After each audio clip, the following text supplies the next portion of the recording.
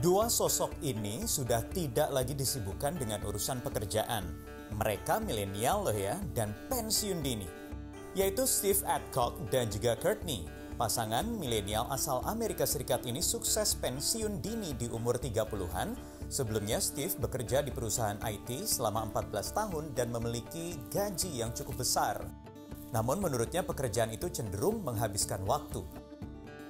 Kemudian ia bersama istrinya memutuskan mengikuti gerakan FIRE, Financial Independence Retire Early.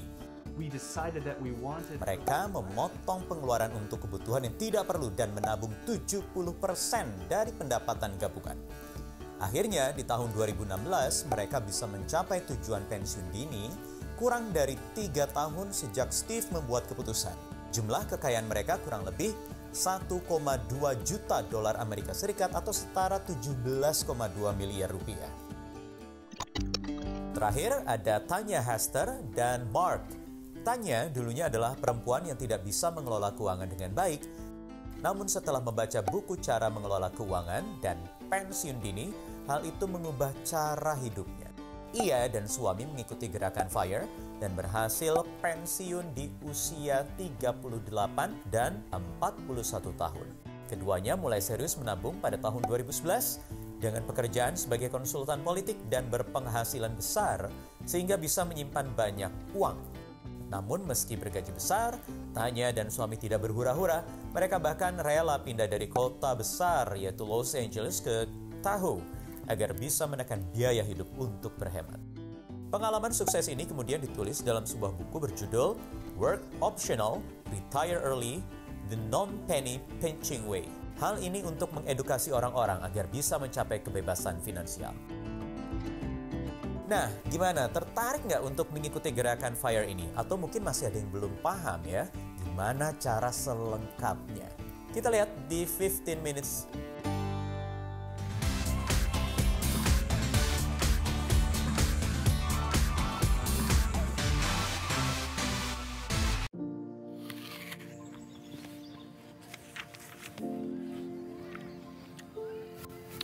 Enak banget ya, segar udaranya, nikmatin udara segar, nggak usah mikirin kerjaan karena sudah punya passive income. Idaman banget nggak sih cita-cita semua orang ya?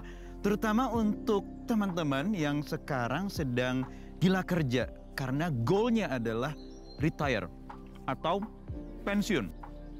Kalau pensiun kan biasanya usia 55, kemudian menjelang 60. Tetapi tahu nggak kalau sekarang itu ada gaya hidup yang bernama frugal, yang diambil dari prinsip frugality atau kesederhanaan, hemat, supaya kita bisa cepat mendapatkan kemampuan, sokongan keuangan secara independen. Dan juga bisa pensiun lebih cepat lagi menikmati hidup seperti saya. Padahal sih yang dibaca buku yang berkaitan dengan kerjaan ya. Nah, sekarang itu sudah ada gerakan yang namanya FIRE, yaitu Financial Independence Retire Early. Jadi pensiun lebih cepat sebelum usia 40 tahun. Caranya bagaimana? Kita akan bahas di 15 Minutes kali ini.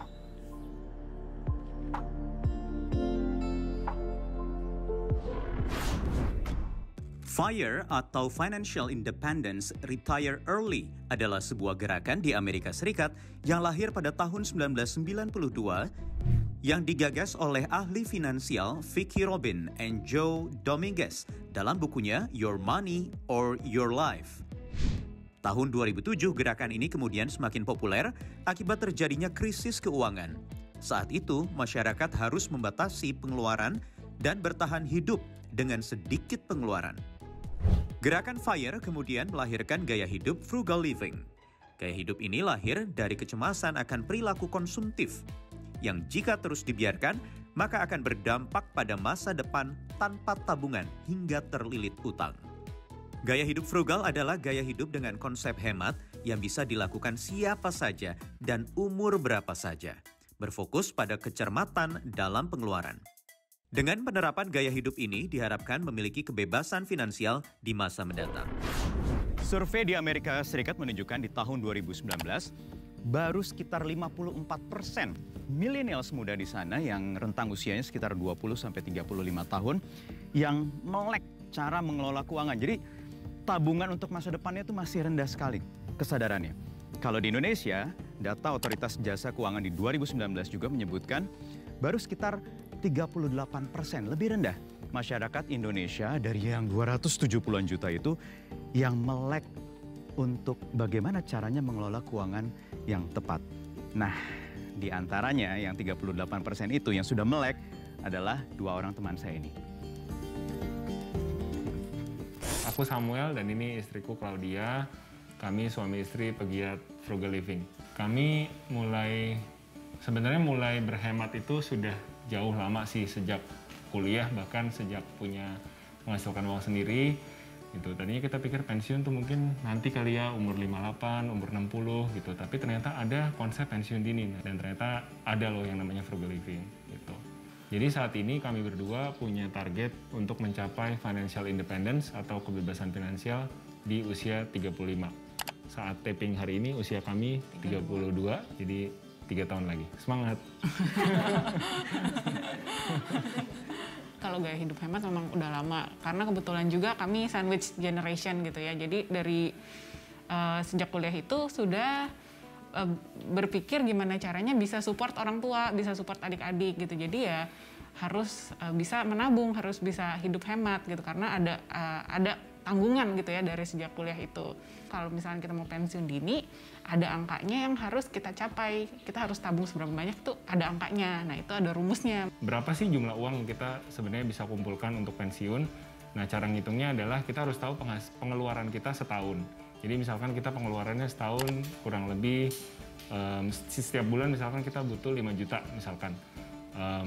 Dikali 12 60. Jadi 60 juta. Nah, menurut 4% rule kita harus punya kali 25 dari pengeluaran kita setahun. Ketika kita sudah punya angka tersebut, maka secara teori kita bisa nih memilih tidak bekerja selama 30 tahun. Gaya hidup frugal itu agak susah dilihat ya, karena dari luar mungkin kita kelihatan ya udah seperti keluarga lainnya pada umumnya gitu. Tapi yang kita coba hemat misalkan adalah pengeluaran kita makan. Makan itu apalagi yang kantornya di atas mall, sekali turun ke mall gitu bisa habis dengan gampang 100.000 ya kali makan.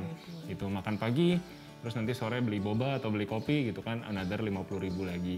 Nah, itu kita coba untuk disiplin bawa bekal dari rumah. Sebelum kita melakukan suatu pembelian gitu, jadi kita benar-benar pikirkan dulu, pertimbangkan apakah ini pembelian ini penting nggak gitu. Salah kaprahnya adalah, oh kamu frugal berarti kamu pelit banget gitu. Enggak, bukan gitu ya. Kita sadar bahwa ini perlu, ini enggak, karena kita punya tujuan keuangan yang kita mau capai. Sebenarnya goal untuk kita mencapai financial independence ini lebih ke goal pribadi kita aja. Seperti yang mungkin teman-teman juga rasakan 2 tahun terakhir dengan adanya COVID, situasi serba nggak pasti. Jadi kalau seandainya kita bisa ngegas lebih cepat, kita bisa nabung lebih banyak untuk mencapai kebebasan finansial itu dulu, at least kalau sampai tengah jalan terjadi apa-apa, kita tenang gitu. Pada esensinya, frugal living ini adalah kebiasaan mendisiplin diri kita untuk satu budgeting, kemudian kedua mengetahui tujuan keuangan kita.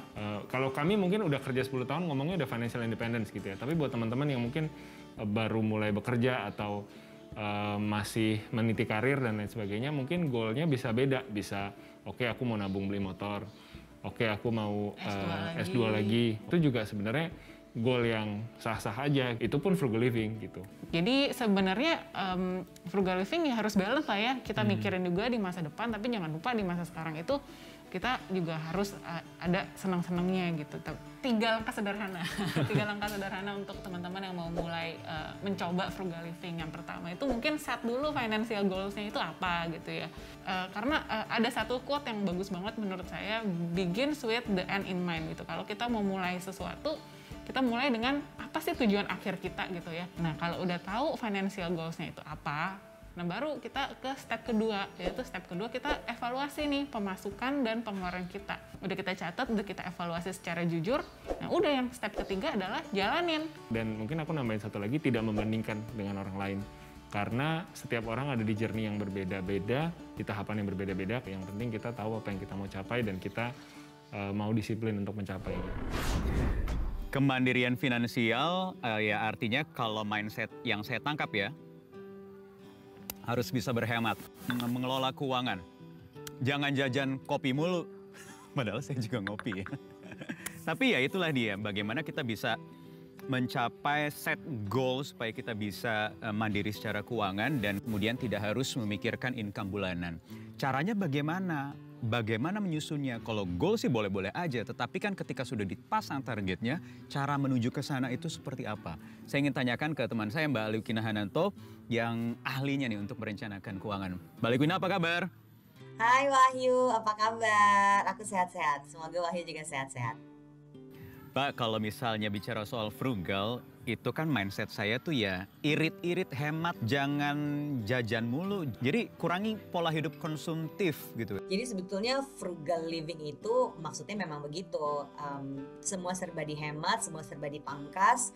Si pengeluaran lifestyle dikorbankan demi bisa menabung lebih banyak. Nah, ketika itu terjadi, artinya yang harus dipastikan adalah ada yang direalokasikan dari lifestyle, pos pengeluaran lifestyle atau gaya hidup ke pos menabung atau investasinya. Dengan begitu saat kita punya target yang lebih besar, yang kita sisihkan demi mencapai target itu jadi lebih banyak. Oke, jadi siapa saja pertanyaannya yang bisa menerapkan prinsip hidup atau gaya hidup frugal ini?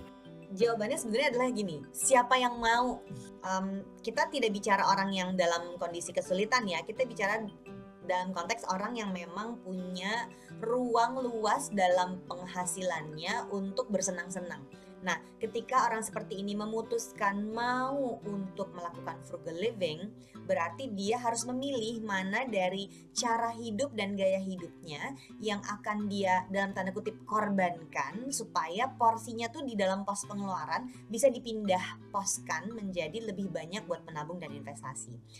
Yang lebih mudah biasanya baru mau melakukan itu ketika memang punya target yang dia betul-betul inginkan.